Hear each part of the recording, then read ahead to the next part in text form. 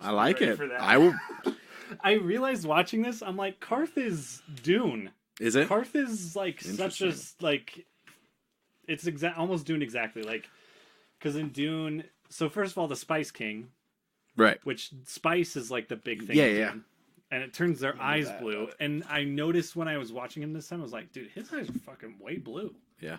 And then, but then there's also Pyat Pri, who their like mouths turn blue because of the stuff. Yeah. Like I was like, this is super very Dune, yeah. And like even the style, like the clothes and stuff. I was like, I'm sure kind of cool actually. I've played BioShock Is Infinite, the name of the second one. Yeah. I've actually played a lot of it, but I bet I would not get a single reference. Yeah. It was a pretty cool game, though. Yeah, I love those games. Winter is coming. Where are my dragons? In the Game of Thrones, you either win or you die. The things I do for love. A Lannister always pays his debts. Chaos is a ladder. Hodor. You know nothing, Jon Snow. We are the Rewatchers on the wall.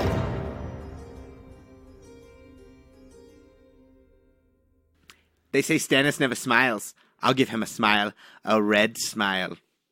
Get it? I'm gonna cut into his face. My evil uncle. Just kidding. He's not really my uncle. My dad is my uncle. Wait, what? Anyway. He is his uncle either way, right? But the weird thing is that he's uncle on both sides. Oh, wow. Wow. Messed up stuff. Game of Thrones, Season 2, episodes 5 through 8. Did I get that right this time? Yeah. Season 1, I had a very hard time figuring out which episodes did we watch. Yep, 5 through 8. But these are good, and picking a quote was hard because these have the classics of You Know Nothing, Jon Snow, and Where Are My Dragons, which are very eternal quotable Game of Thrones things. For sure. But I'm excited to be here. Mitchell Marshall with you and Tyler Harris. Woo! Tyler McKinley is, vomiting. He we just want to put that out there immediately. Look, if you're watching Thrones, you're ready for it. He was, drinking from some sewage water in King's Landing and vomited. And we're also going to have a new host. I'm just going to tease that. In a couple weeks. Joining us in a couple weeks. It's exciting stuff. But here we go. Tyler, summarize Season 2, Episodes 5 through 8. Go. Catelyn meets with Renly, during which Melisandre's shadow demon baby kills Renly. Everyone thinks Brienne did it. Catelyn and Brienne flee. Littlefinger brokers a deal with the Tyrells, where we learn Marjorie wants to be the queen. Cersei and Tyrion celebrate. Lancel tells Tyrion about Wildfire. Davos confronts Stannis. Someone calls Tyrion a demon monkey. Theon embarrasses himself in front of the Sea Bitches crew. Dagmar gives Theon some advice, and Theon decides to take Winterfell. Arya listens to all of Tywin's meetings, and he finds out that she is from the north. Jaqen tells Arya that he will kill 3 people for her. She just needs to say their names. The Tickler is the first name. Jon hears stories about the Half-Hand. Tyrion visits the Pyromancer and finds out that Wildfire can melt steel beams. Dany goes to a party, meets Pyat Pri, and Jorah talks to a mysterious woman. Brienne swears to serve Catelyn. Bran tells Asha about his dreams. Jon Snow goes range ring with Qhorin Halfhand. Zara proposes to Dany. Jorah talks her out of it. In Harrenhal, the Tickler dies a mysterious death. Theon takes Winterfell. Asha tries to serve in his army. Theon kills Sir Roderick. Halfhand teaches Jon about the Wildlings. Littlefinger tells Tywin about his plan for the Tyrells. While Arya is in the room, gasp! Jon fights Wildlings, and Halfhand leaves him to kill Ygritte. He doesn't, and she runs, but he eventually catches her, but now is lost. Tyrion sends Myrcella to Dorne. Cersei swears revenge. The people at King's Landing riot. Joffrey orders all of his subjects killed. Sansa is almost raped, but then the Hound saves her. Baron Harkonnen refuses to help Daenerys. Tywin tells Arya that Jaime has dyslexia, and Arya tells Tywin that loyalty killed her father. Arya steals a letter and is caught by a Lannister. She uses her second name to get him killed before he can tell Tywin. Robb and Talisa flirt. Catelyn returns and they get news from Winterfell, and Robb decides he needs to stay at the front. Ygritte tries to seduce Jon Snow. Shae tells Sansa to trust no one. Theon seduces... Oh. Asha seduces Theon, then escapes with Bran, Rickon, and Hodor in the night. The dragons have been kidnapped, and there's always a man in a lighthouse. Theon realizes his dick has betrayed him, and he goes to hunt for the Starks. Jon Snow's dick betrays him, and we learn he is a virgin. Ygritte denounces blue balls as a myth. Arya tells Tywin everything she knows about the Targaryens, giving away that she is not a commoner. Sansa thanks the Hound. Robb hears about Cersei's reaction to his letter and takes Talisa to the crag for supplies. Theon finds a farm. Jorah promises to find the dragons for Dany. Ygritte escapes, and Jon is captured by the Wildlings. Sansa becomes a woman. Shae tries to hide it with her, but the Hound sees it. Cersei talks to Sansa about childbirth. Alton Lannister shares a cell with for a moment with Jaime before Jaime kills him, and the guard who comes in and escapes. Jorah's love for Dany is the worst kept secret in Pentos or Westeros or wherever the hell they are. Pyat Pri and Zaro have taken the dragons. Zaro declares himself king of Qarth, and they kill the 11 other council members. Jaime is recaptured and Catelyn stops the men from killing him. Cersei is worried that her sins are going to catch up with her. Tyrion comforts her. Catelyn visits Jaime and draws a sword on him. Theon claims to have killed the Starks. Yara tries to convince Theon to go back to the Iron Islands. Ygritte vouches for Jon and saves his life. Catelyn has sent Jaime to King's Landing under the protection of Brienne. She is placed under tent arrest. Tywin is leaving for King's Landing and leaves Arya to serve the Mountain. Halfhand conspires with Jon out in the open. Tyrion tries to get Bronn to make different fashion choices. Varys and Tyrion think they know where Stannis will attack. The Watch find a geocache while digging for snow toilets. Arya speaks Jaqen's own name to him to get his help in escaping. Tyrion tells Cersei he is sending Joffrey into the battle. Cersei has taken Tyrion's friend prisoner. Just kidding, it's Roz, but Cersei doesn't know that. Shae and Tyrion further endear us to their awesome relationship. Robb and Talisa use sex to destroy the sexual tension between them. Arya and Gendry and Hot Pie walk out of Harrenhal at midnight. We learn why Davos is called the Onion Knight, and Stannis promises him the position of hand. Varys and Tyrion advise Joffrey. Joffrey claims he can beat Stannis. Varys tells Tyrion about the dragons. Luwin finds Bran and Rickon, the young one. Rick Astley. Rick Astley. Yeah. Wow, well, you take a breather real quick there. It's a lot happens in these. We talk about having like placeholder episodes, but you can get so much that comes through, and these are plot heavy. Like season 2 gets rolling. I honestly think season 2 is very deceptive because for a while it feels like nothing is happening, but then when you look back, you're like, oh crap, like a ton of stuff happened. Oh yeah. And some really good stuff happens too, like some really interesting things. But yeah, and you can kind of feel, especially in these episodes, of course, we're building to like the end of the season. Yes. And like, there's some, I'm really interested to find out about a lot of the things going on. You know what I mean? We talked about kind of at the beginning of season 2, how they really expand in characters all of a sudden at the beginning of the season. And I'm really starting to feel that at like episode 8 of like there's so many more balls rolling down the mountain at this point. I think I noticed, especially when they go to Dany, because she's such a different story from everyone else. I'm like, I think there's an episode she's not in one of these runs. Like, I think you're right. Which totally makes sense, because I'd rather have 2 scenes with her in one episode than spread out one over others. Like, it's a good storytelling tactic, but yeah, you completely lose sight of what some people are doing. Yeah. And it's zany, but it's a lot easier to keep up with. I actually am wondering how you're doing. Like, do you think you're missing things, or there's people you're not quite sure? You're like, oh, I haven't seen them for a while. What's going on with them? Or is it pretty easy to stay with? Not too much. I feel like it's pretty easy to stay with. Like, there are people that when they come on screen, I'm like, oh yeah. Yeah. Like a lot of stuff, honestly, a lot of stuff with Rob in these episodes. Yeah. Not a lot's going on. I mean, there is some stuff. There's a lot going on. Right. Like that stuff is definitely happening, but it's kind of a thing that it's like, we don't need every scene that he's in to know where we're headed with that. Yeah. Like, it's pretty obvious.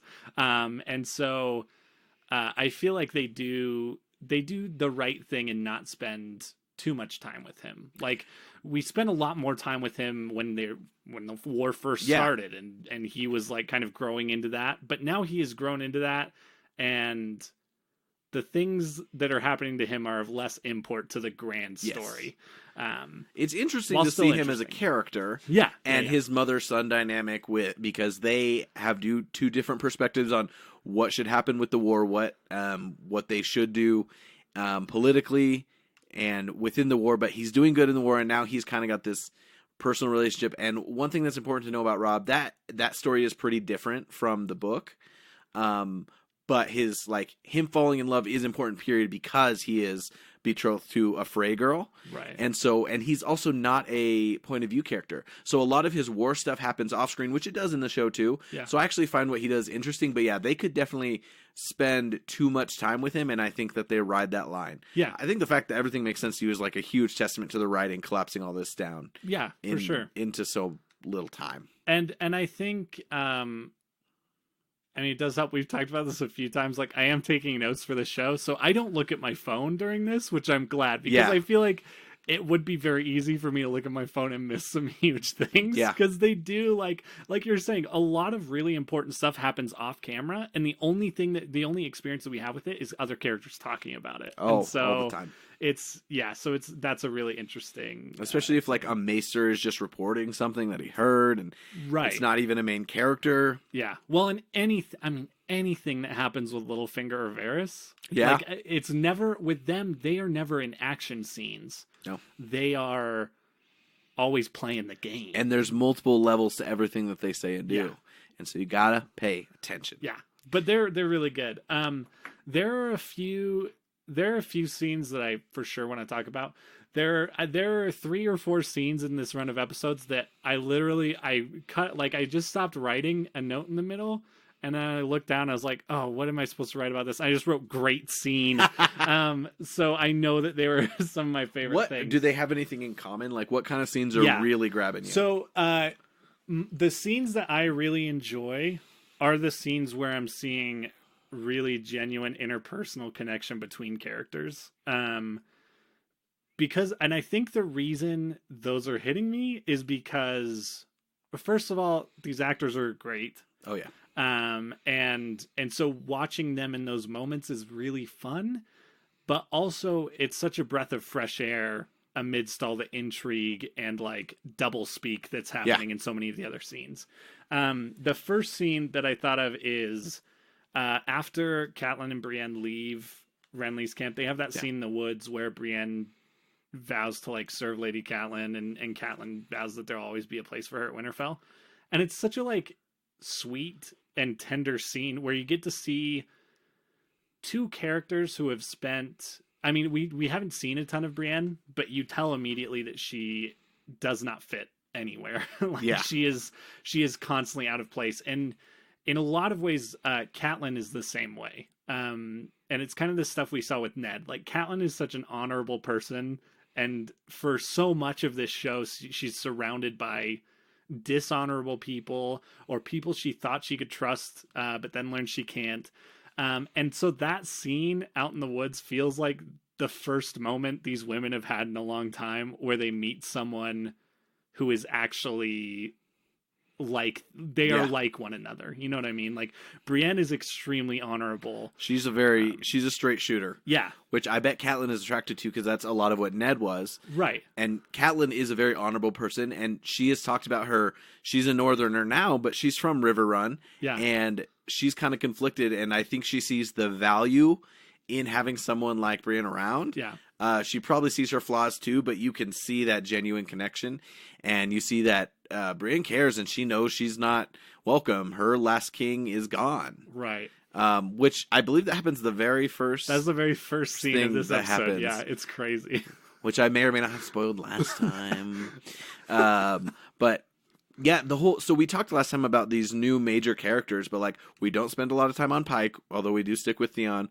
We don't. Renly's bid for the crown is already done. Done. So Stannis was the new character that really mattered in the beginning, and so but the remnants of those other new places like are already creating great character combinations. Yeah, and taking us to different parts of the world. I'm curious, what do you think about Stannis? Which I think as a character, you know what you're getting, and it's really cool. But the thing that kind of subverses what you want from Stannis is the fact that he is so invested in the Red God. Right. Yeah. It's still a really interesting thing because it's all still mystery at this point. Yeah. You know what I mean? Like we know that she's legit somehow. Like, I mean, when you birth a smoke baby, it's like, okay, she can't be like, this isn't not, there's not nothing to this. It's a pretty good sign. If you ever witness that, just take a minute and recognize that there's something going on. Yeah. Something's I'm glad going Davos on, is still alive, by the way. Yeah. But I honestly, I wasn't sure what was going to happen with that. But also, it's pretty great. Like, I'm sure we talked about this a little bit last time, but it's pretty great to have Davos be the character that's with her when that happens, because he is so like, I brought onions when people needed food. Like, but he is such a like, just no spiritualism really. He's just like, listen, I know what I can see. And then he sees And that. he's such a great character too because he is not. He's from nothing. He was Right. a smuggler. He is now the Onion Knight because he's been knighted because he saved Stannis, but that got his fingers cut off, and now he's not. He's a little hesitant to trust this, but Stannis, who kind of gives us the background of like, oh, we had to cut off some of his fingers, but he saved us, and now I want you to be my hand of the king. So you Right. get kind of that bond and that semblance, but you also see he probably is not a fan of Stannis completely with the stuck up his butt, but now he's very wary of Yeah. this influence that is taking him forward into the, like you said, we're building towards the end, Right. and her influence is strong on Stannis' decision making. Well, and I think with that too, it's a character like Stannis. It's way more meaningful if a man like that turns to like Yeah, supernatural or something, like, because he is such like we've seen that now even after like he's started to worship this red god, is that he is very steadfast in what he believes and is a Yeah. very strong-willed character. And so when a strong-willed character like changes in that way, I do think it is like that's a good marker that something is up, you know. For there's sure. some big time influence going on, and he is by all laws the rightful king, Right. unless you still think Joffrey's a Baratheon, which he's not. Yeah, they don't clearly really leave a say lot of it. room Yeah. for you to For think doubt. that. So if you're thinking that, put your phone down, watch a show. Some people are You just missed so some endeared stuff. to Joffrey that they're like, I want to believe his claim is genuine. Who? I don't know. I don't know. I wanted to know if you had any specific names, because we can take care of that. Look, there's some narcissism going on in our world right now. All right, what was another one of the scenes that just was kind of like made you freeze? So another one was Shay and Tyrion's scene after Tyrion has a conversation with Cersei, and she's very happy, Oh yeah, which is also an indicator that something bad is happening. And she insinuates that she has Shay, which is then revealed later in that scene that she actually doesn't have Shay. Who she has is Roz. I'm not sure exactly the mechanics of how all that. how Roz keeps coming worked. up. Why would Tyrion give the whore he's in love with to his nephew to then beat? Anyway, go on. Yeah, it's weird. Anyways, so, but yeah, and I do love that scene, just the way that Tyrion plays that after she reveals who it is, like when she brings her Yeah. out, and he like breathes this internal sigh of relief and is like, I love you so much. Like, Well, this there's so really many good moment. mysteries in the show, and for us we got to be behind the curtain on that one. As Yeah, soon as it's that's good. revealed, we know what's going on behind Tyrion's eyes, but Cersei thinks she's got him. Yeah. And it's fun to be in that, and for him to come forward and hold his composure. The man just keeps playing the game. Yeah, he's great. And so, but that scene where he goes back to Yeah. the hands, I can't remember where the Tower hand of the lives. Hand. Yeah, when he goes back and sees her and just has that conversation with her, it's really sweet. It is. And man, I am really in on that relationship. Like, it's not a relationship I anticipated Yeah. myself to be into. But like you said last time, the whore and the little person have one of the best relationships on the They show. really do. It's so good. I think it's another one of those things. It's just refreshing to Yeah. see that. You know what I mean? And like, we see a little bit of that with Rob and Talissa in these episodes too. Talissa. I don't know how to. Talissa's fine. I don't know. But she like that one feels doomed. Like, there's not a whole lot of. I don't want to get invested in that one because it's forbidden. It's bad news. Yeah. I think it's going to be very bad. And that's the thing is with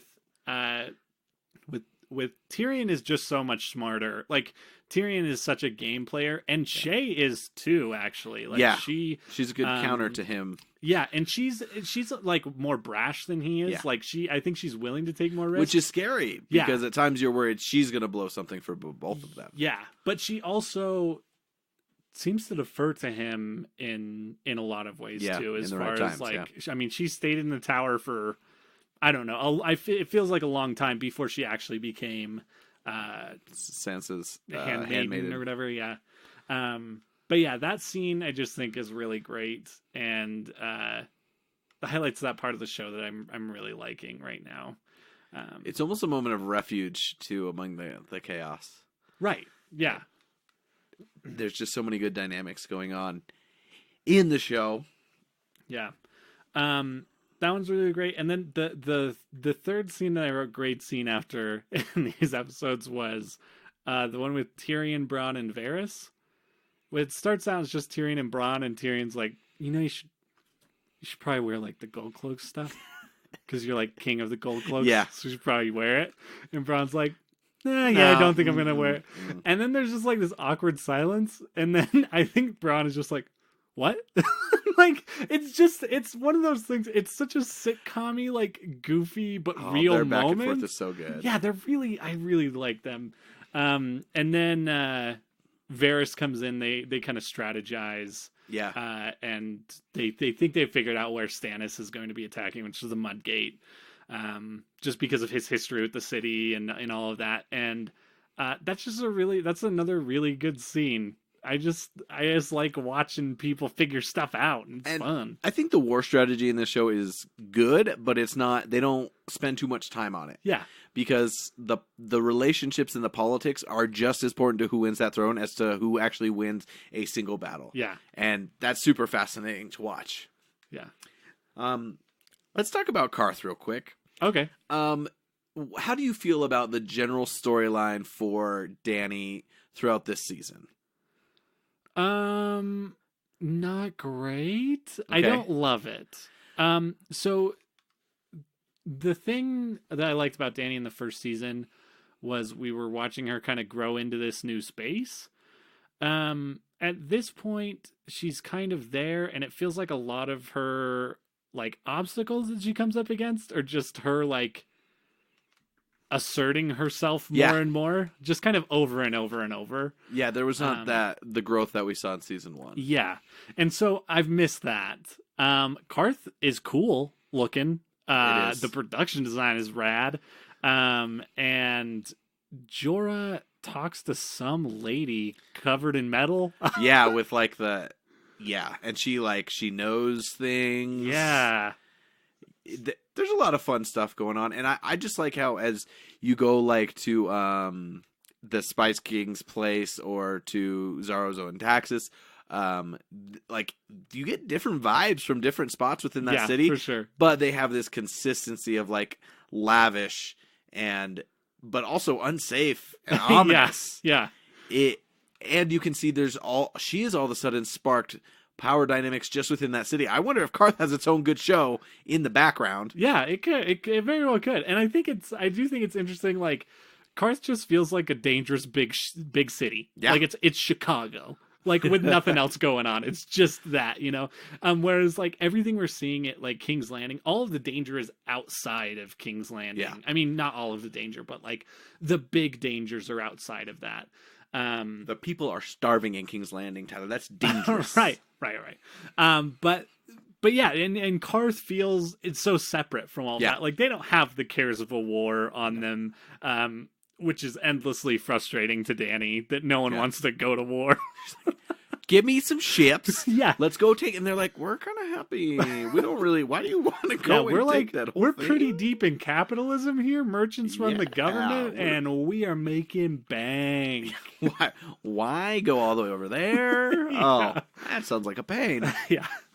But yeah, I think there is some interesting stuff. Like we talked about the Pyat Pree getting introduced in the last set of episodes, and hints at more magic, like actual magic, that we've seen, is pretty rad. And even the first time that he's introduced, like it's kind of still dismissed as an illusion. This time, when you see him multiply into 10 and people take and physical action, yeah, it does introduce like, oh yeah, okay, this is legit. Another thing that if you see that, step back, appreciate that you've seen something is going on. Just do that. Just if you ever see a man turn into 10 men and slit 10 throats. Yeah. Just, And then maybe leave. Maybe find somewhere Tell else to someone. go. Call someone. Like the police. Or the Ghostbusters. I don't know. In his case, you might need both. But, I mean, the big thing here is she is just struggling in the desert, and then she's in this new place where she is just... she's jumped into a political game for the first time where she is trying to figure out what to do because Zaro wants to marry her and says he'll give her all this power and stuff, but like her dragons are at play, and then her dragons are taken away from her, and you don't know who took them away. Like one of her handmaidens that we kind of knew as a tertiary character dies, and all of a sudden she's just freaking out, and you kind of see that, oh, this is still a little girl. Yeah, like she had, the whole thing going on with her call, and that was great, but the Dothraki cannot do anything at this point, and she's having to adapt to a new world and figure out. And her goal right now still is like, get me ships, take me to Westeros, let's kill some people, and let me get that throne. Right, yeah. And there's no direct route to that keeps all of her dragons, and then all of a sudden, all of that is in danger, and it doesn't handle it well. Yeah. Yeah, and she, like... you mentioned like the Dothraki also their tactics, like the way they do things is absolutely useless here. Like it really is. It is, but it's funny because it is closer to, I think, the world that Dany would have been born into. Yeah, the one that she wants to go back to. Right. She should probably be taking some notes. Yeah, for sure. But yeah, to this point, nothing major really happens with her. She's doing her own thing, and there's just much to be done. And in the grand scheme, it's fine. But yeah, I do feel that she gets. I don't want to say underutilized because I don't know what more you give her, but it does feel like she's treading water, and we're waiting to find things out. Yeah, and I think at times her storyline got frustrating in the season for me. Yeah, it's not as fun to watch. This show is a lot of people talking in rooms, which is actually what I love about this show. Yeah. Karth is a lot of people talking at parties, which I've found is less interesting to me than people talking in rooms. I want a small room and 2 people crammed into that room just talking. Maybe like mouth to ear, just like crammed in. But I did find that interesting. I was like, I'm kind of like done with this party scene. Yeah. Get me back to guys sitting at a table. Yeah, where are the deal? Why do you have a mask on? Yeah. Why don't you have a sword or a glass of wine? And Jorah in these, it might be like his most. I really like him, but man, he's just pining and just cut easy, my princess. You stop doing the wrong thing. I know what the right thing is. I'll go get you a ship. Shut up, Jorah. Yeah, it's funny because I'll find you like, dragons. She's like, get me a ship, and then he doesn't do that, and she's like, just find me dragons now, and he's like, okay, I'll do that now. Yeah, I'm on it. Yeah, he definitely is. He does well thriving in different cultures, though. Yeah, but he's clearly, and this is the first time she like looks at him and she's like, "Oh, I know you want this." And she kind of puts him in his place a little bit, but. Oh, the heart wants what the heart wants, and if the heart wants a girl who's 30 years younger, okay, that's okay because we're in Westeros, and you can literally marry your sister if you want, and people will just be like kind of bummed out. People will only care once you're like king, and not if you have. Here's the thing: if you have a dragon, no one really cares. That's true. Which is another thing. It for years. We still don't. I will say the dragons thing. To me, it's still like a novelty. I don't get it yet. You know what I mean? Like everyone in Westeros is like, man, yeah, dragons. And then you're like, this place was burned by dragons. You're like, wow. And you're really like, you're super worried about it, which is fine. Like I get it. It's kind of like the threat of nuclear war or something. Right. But I don't find myself actually really invested in the dragons yet. So we'll see if that changes. But yeah, the dragons can't I'm really sure once do much they're yet, like but they're teenagers, I'll be more into it. Yeah. I'll be like, now they're like teenage mutant call dragons. Dang it. I tried. You did. You lost it halfway, but that's okay. Back to Westeros. Probably my favorite developments in these are Arya because, and this is positive foreshadowing of her. She is the one Stark who might be thrust into the most variable position. Sansa's position might be more difficult, but for Arya, she's completely out of her element, and she is starting to learn a little bit more and having to play a little bit of her own game, and she kind of screws it up, and she gets a reprieve, but it is fun to watch her mind work and see what's going on with her at Harrenhal. Yeah. How do you like her dynamic with Mr. Lannister? Love it. He's I so love those good. scenes. They're very good. There are so many cool things they do with Arya at Harrenhal. Not only the stuff with Jaqen, which is awesome. Oh yeah, That guy is incredible. Also, that and fights him. when you realize like, oh, he was that guy in the cage. Yeah, right. Like that disc did not connect for me the first time I watched this on a weekly basis. Like, and now all of a sudden he's a whole new world. Yeah, no, he's awesome. Like that stuff is really cool. But particularly all the stuff that happens in Tywin's like study, I'll just call it that, with the place where he meets with all his commanders and everything. There were a couple things that stood out to me. First of all, that scene when Littlefinger comes is great. And Arya is like serving him wine and like that's really good. And they leave it ambiguous enough. Like you can tell that he thinks something, but I couldn't ever tell if he was 100% sure that was Arya. But it was cool to see Littlefinger in that position because I don't feel like we see him in that position very often where he's unsure of something. And she's just trying to hide. Oh, it's so good. And Tywin already knows that there's something off about this cupbearing little girl, but in that scene, he's so focused. And I think he's having to think because he knows Littlefinger's so devious, right? That he is more focused on that while Littlefinger and Arya are playing their little game. Yeah, that's so good. But the other thing, even just the way that some of those scenes are shot where Arya isn't the focus, just seeing her, you see her move like behind people in shots so often, like to a point where I was like, this has to be a very conscious decision to like maintain the idea that she is hearing everything that is going on in this room. And this is the only way she's hearing about her brother. Right. She's a fly on the wall. I think they talk about Sansa just a little bit too. Like for her, that must be so. There's nothing she can do, but she is so close to someone who factors into so much of what's going on with her family. Yeah.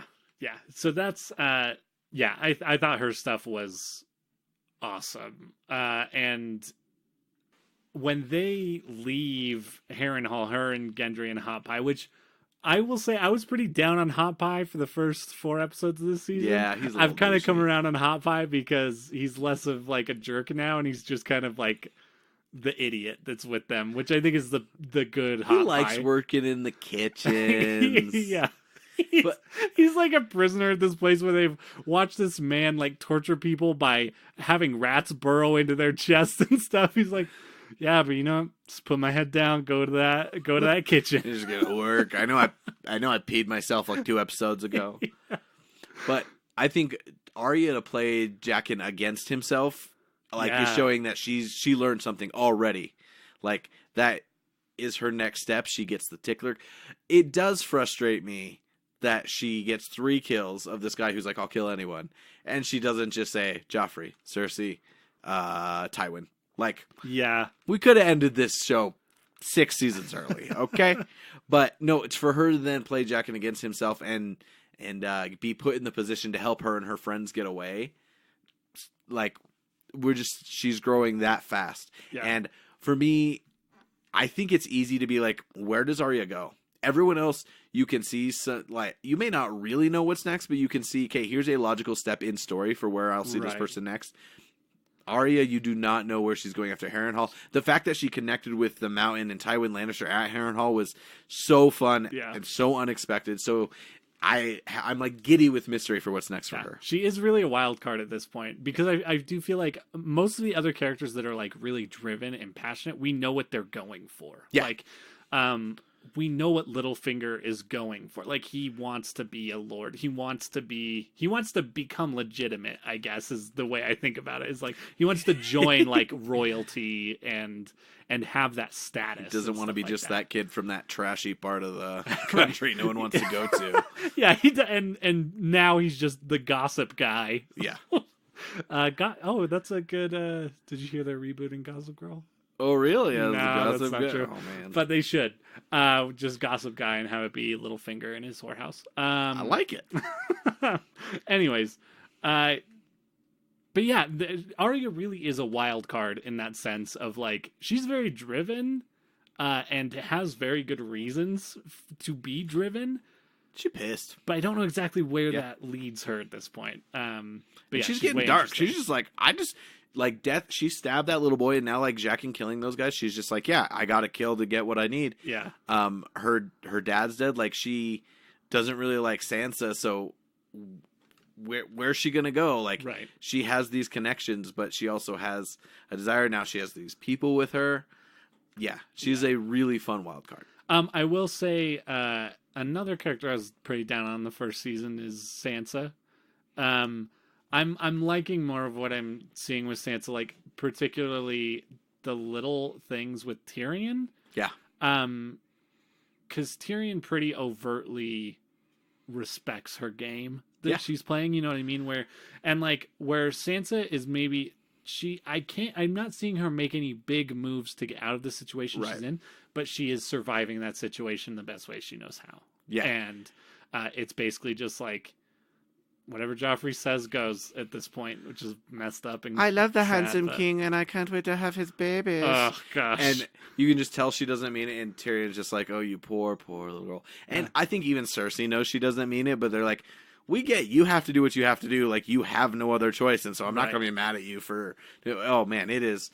You can slowly see her learning, but she's also just getting her butt kicked. Like, in the last set of episodes, we saw. He was ready to like have her beat in front of everyone. Yeah. In the throne room. And then in this one, after Joffrey pisses off the crowd and they're like, these guys steal her away or ready to rape her, he's like, I don't care what happens to her. And luckily, because there's this odd affinity for this little bird, she gets rescued by the Hound. But that's back-to-back episodes where you see a teenage girl almost get raped or beat to death. Yeah. And it's so, ridiculous. you don't get, like, she doesn't get to fight back. Like you said, she's not making moves. I don't know what moves she can make at this point. Yeah. Maybe to try and get away, but nothing to, like, try and grow. She is so... Right. And I think I do respect her as a character, like, for how she has reacted to the best she can. And I will say, this is something I thought of, and this might be a really dumb thought, but I was like, she is kind of doing the same thing she was doing before going to King's Landing. Like, going to King's Landing was like her fairy tale ending. Right. Of like her. And now she's like the princess locked in the tower waiting for someone to save her. You know what I mean? And it's not that she deserves it, even though she was an immature, annoying little girl, but it's the ultimate, like, you think you want this, but you really don't. It's like why Ned did not want to sit on that throne, because he knew what that came with, and Robert hated it. Right. So only so many people want to constantly have to live in that place of you have fake people around you, and you have people who always want your power.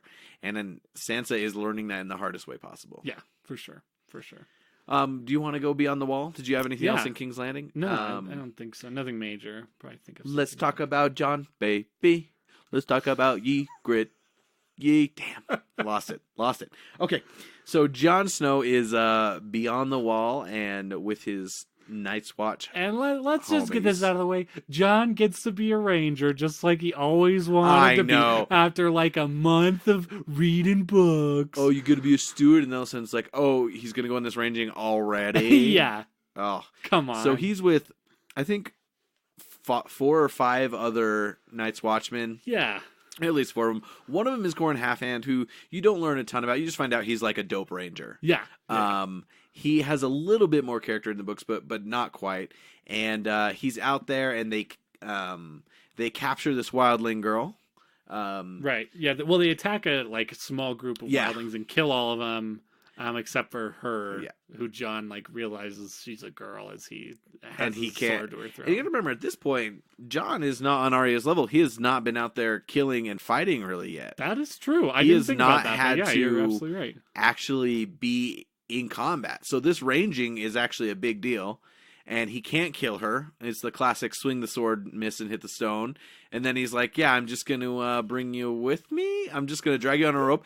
And by the way, he was supposed to kill her and meet up with his buddies.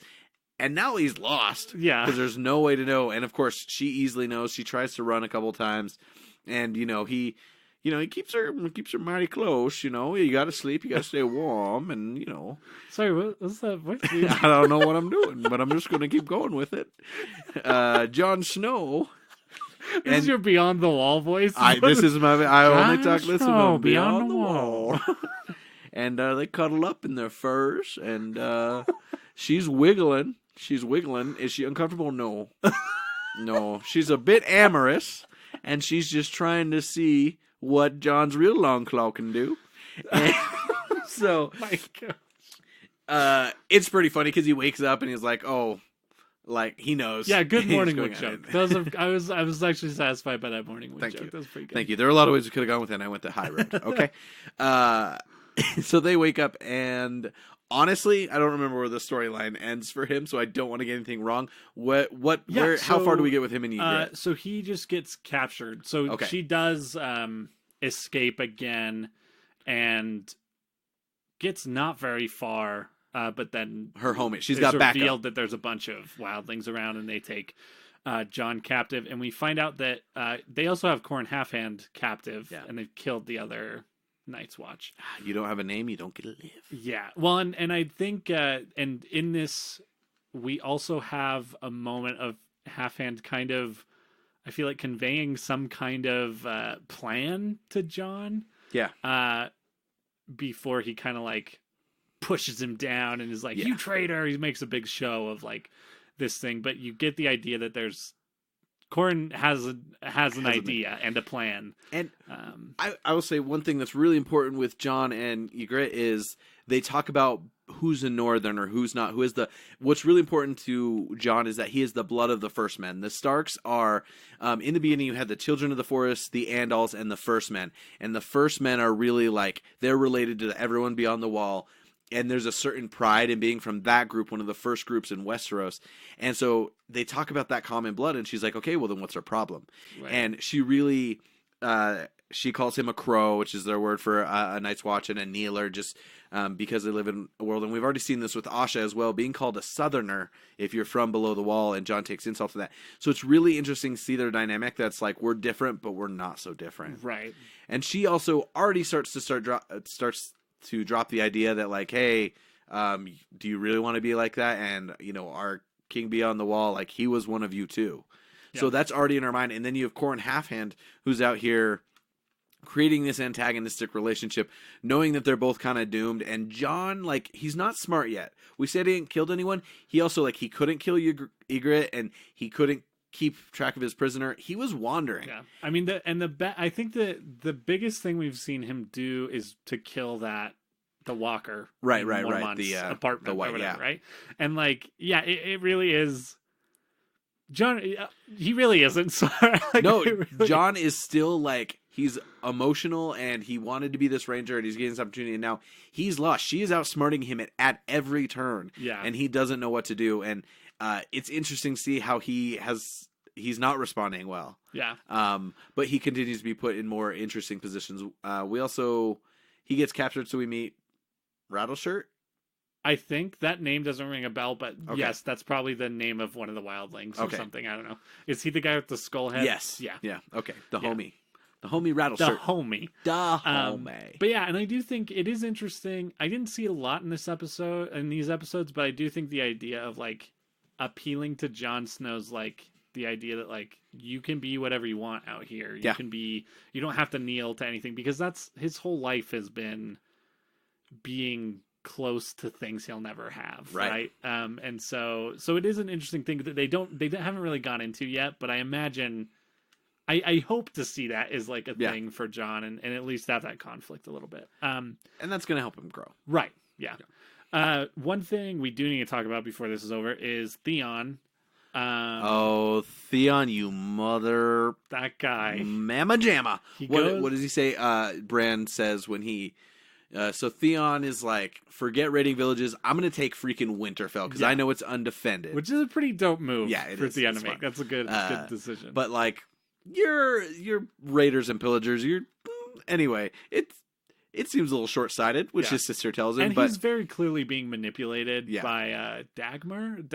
Dagmar, is that the guy's name? I didn't know he had a name, but you're probably right. I think it's something like that. But yeah, the one guy who's like, hey, you got to start acting like an Iron Islander to get respect. And Theon has so quickly changed from friend of Rob to, I need to prove myself to my father. I want to do something great. Yeah. So he comes in, this is a place he knows. He takes Winterfell, he goes right up into Bran's room, and Bran's just laying there, and he's like, Theon, you're back. What's up, man? And Theon's like, I'm taking your castle, and I'm taking over, and you are my prisoner. And Bran's like, what? Why? What's going on? Yeah, he's like, you need to yield to me. And Bran's like, nah. And he's man. also probably like, get up, and Bran's like, oh, well. Also can't do that, man. Strike two. What else are you going to ask me to do? And once Bran kind of really goes what's going on, he's like, did you always hate us? And it's clear that Theon didn't, but Theon was very much... He's completely different. He has lost his mind, and now he needs to. He has this craving for self-fulfilling power, and he gets Winterfell, and he takes it with 20 men. He takes it with 20 men, and because they've all been, all the men have left for the war, and then there's also like they do some kind of feint, or I think that the men from Winterfell go to help at like another village. Yeah. It basically draws all them out, and they're able to take Winterfell super easily. And the idea is that with Winterfell, with 50 men, you can hold off 10,000. It's just it's like Helm's Deep, really well fortress location. And so Theon is doing this, and I don't know what his goal is besides self-proving himself, because his sister then shows up with some more men and stuff, and she's like, okay, what do we do now? She's like, you just need to go home. The Iron Islanders are about freedom and independence and raping and pillaging and taking and that strength, but they don't actually want to rule. They're smart in that way that they don't want to sit on the Iron Throne. They just don't want anyone else to tell them what to do. They want to live their outlaw life. And Theon still he wants the masculinity and power that his father has, but he still has so much Stark in him that he thinks this is the way to prove it, when the Islanders are on a very different page. Right, for sure. And then he's going to make some political blunders in that as well. Yeah. Well, and you totally see Theon for like the child that he is at this point. And he is just lost. I mean, he really is. Watching these episodes is basically Theon has Dagmar on one shoulder telling him to do shit, and then Lewin on the other shoulder, on his angel shoulder, like being like, you need to do something. I never thought about this. Right. So he kills the Stark guy, Sir Roderick, who has this dope beard that he knots together. And then he is allowing Master Lewin to he's like, you advise who rules this castle. You're to the castle, not to a family. And Maester Lewin does his best. Yeah. He's trying to let him know what he can do right, what Theon can do, and Theon is just so in his own head, and he listens to Dagmar, and he wants to seem powerful and important, and he does some beheading in this episode, right? I think it is Roderick. He kills Roderick, yeah. And it takes him 4 hacks. It's an intense scene, yeah. Yeah. Well, my dude, learn how to behead someone. Get a sharper sword. That's a tough scene to watch, but it's another thing where it's like, man, yeah, these Northerners, the Winterfell dudes, they're just... Yeah. They're super honorable, because even Roderick, before he dies, is like, well, catch you later, bitch. Basically, looks him in the eye, and then just he does that, he's looking at him, and then he just has this very sharp look down, and he's prepared for death, which is it's very knight in shining armor kind of behavior, So, and we see, you kind of almost, I would describe it as Theon, when he kills him, is kind of turning to the dark side. As he hacks at him, he has this bloodlust in his eyes, and this, I have to do this. Because he wasn't originally going to, and Dagmar was like, no, you got to kill this dude. That's what an Iron Islander would do. But he still has his weaknesses. In season 1, he's just this... He's a sidekick, he's a pretty boy, and he's clearly a douchebag. He's really the cool guy at Winterfell. Yeah. Because he's he doesn't have the responsibility of the sons, but he's still important. And honestly, when the only person you have to be cooler than is Robb, basically, Jon Snow maybe a little bit. I guess Jon Snow's kind of the bad boy, but he's kind of the Fonzie. Yeah. And Theon is way more hardcore than that. He's the Bart Simpson of Winterfell. Well, and then you just got, they both play on this straight man Robb, who's just I'm going to be really serious and be like my father. Right, exactly. But Theon is still weak, and he has a weak spot for wizards named Nymphadora. And so she comes in, and she initially kind of offers to help fight for him. I don't have any loyalty to the Starks. I was just trying to stay alive. And then she just wants to be out of the kitchen, is the way yeah. she pitches it. She's like, give me a spear. Just please. He's like, I'm not going to give you a spear. Well, I'll give you my spear. Okay. So they hook up, and in the middle of the night, he's sleeping away. He's happy. And I love the tension in this scene because it's just one more like I'm worried he's gonna wake up. Yeah. So which is so dumb because it's such a trope. Like it's so simple, but she gets out and then she goes and gets the Bran and Rickon, the Stark boys, and Hodor in the middle of the night and gets them away. And this sets off an entirely new panic and misjudgment and stretch of stupid decisions from Theon. Yeah. And they escape, which is I love Asha more and more that we see her. Like, yeah, all of her stuff is really cool. And like, because she kind of comes in, like, she's another character that I feel like progresses without you really realizing it, because she comes in, she's just this wildling, and she's like very like mysterious, and she's pushing against all like her captors and stuff. Yeah. But like, she gets to have a relationship with Bran, and I think, because Bran is a good person, yeah, I think he kind of wins her over. And then also, he is like really trusting her in telling her about his dreams and stuff. Yeah. And I think maybe the final tipping point is when he tells her the dream about the water coming into Winterfell, and then the people from, the Iron Islands show up, and she's like, she makes that connection. This is your dream. Yeah. Like, this is what it was. It's a really helpful avatar for Bran because he has not been given a lot to do. Yeah. Frankly, through these first books, like I don't think it's anything to say. He's in it more. A lot of them are not moving stories forward, though. You see him grow a little bit, but he has a few more wolf dreams than they show. Like he and I think that's important. I'm actually surprised how little of it there is in the show. Yeah. Just to know that Bran is stuck, but in ways like he's still important, but. Man, he just doesn't have a lot. I remember last season you saying, hey, I'd like to see a little more progress from Bran.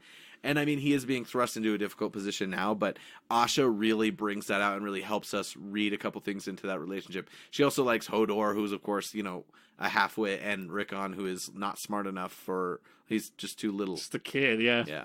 Yeah. I'm just a kid. But they're cool. I like that dynamic. I like those four characters together. It's a cool. fun little group. But yeah, and then basically with Theon going out and looking for them, I feel like the other big thing is in these episodes we see they basically string up these two small burned corpses, which we then learn at the end of these episodes. Like, he tells everyone it's Bran and Rickon, right? And then we find out that that's actually not true, because Maester Luwin finds them hiding beneath the farm that all of the Iron Islanders are at, which is crazy and cool.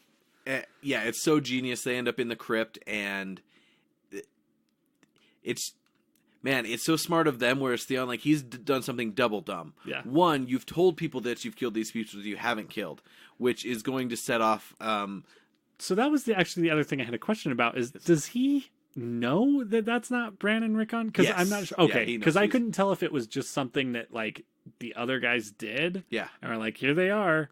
And he just believed it. So, okay, cool. I think it was that he was like, okay, I can't find these kids, and I'm going to make a power play, basically. And I think he would have rather captured them and kept them alive. Like, that is the smartest thing to do because you have a ton of leverage.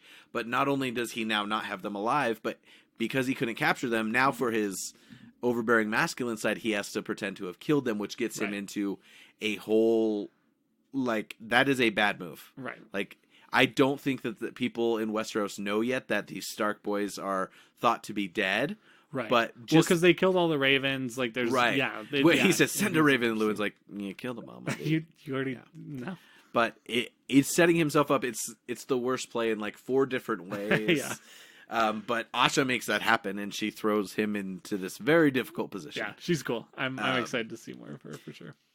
So I think the only one we didn't really touch on is Jaime. He is just captured and is willing to just kill his cousin to try and make a bid for freedom. And he has some interesting exchanges with Kat, but he is right now still just this demon kingslayer. Yeah. What do you perceive of Jaime right now? Okay, so I do think the stuff they do with Cersei and Jaime over these episodes, like the conversation that Cersei has with Tyrion about their sins catching up to them, and that is so cool. Like that's a really interesting thing, and it really gives a dimension to her character that I think we haven't seen till this point. But then also hearing Tywin talk about Jamie, and particularly when he's talking to Arya about reading and how Jamie basically it's like, yeah, Jamie had dyslexia, so I locked him in a room for 4 hours a day and made him read.